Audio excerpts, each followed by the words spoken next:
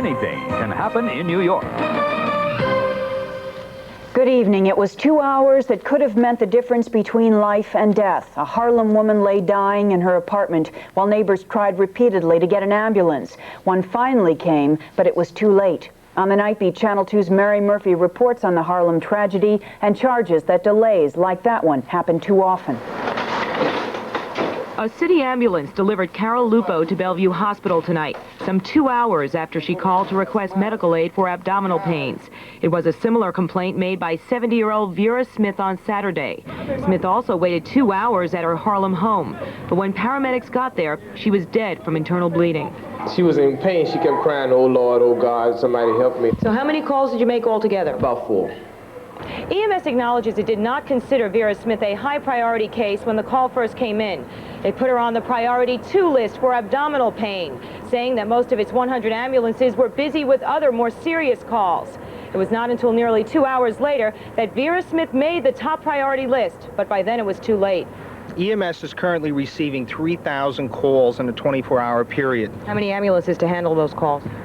At the moment, they're only running approximately 100 ambulances. They need to double the size of the fleet. The city's Health and Hospitals Corporation announced it does have some EMS remedies, including the addition of 47 new ambulances, with 100 more to come in 1988. 24-hour maintenance of the fleet is also on the agenda, along with expanded tour schedules. Emergency medical technicians would welcome the change. When you get to people's homes, do they complain that you're taking too long to get there? Sometimes. What do you say to them? You just got the call. Union officials complain EMS personnel make only $19,000 a year starting salary. They want equal pay with police officers.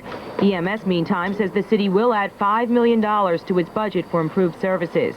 But City Council President Andrew Stein has called for the director to quit. An indifferent administration has left EMS in utter disarray, and because of it, people are dying. In another case, a heart attack victim at a senior citizen center in Manhattan waited a half an hour for an ambulance and died before it arrived.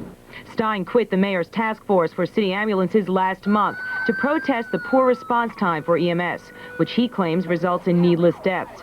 But the city maintains it has cut its response time on high-priority calls in half, from 20 minutes in 1980 to an average of 11 minutes in 1987. Still, that's small comfort to the family of Vera Smith.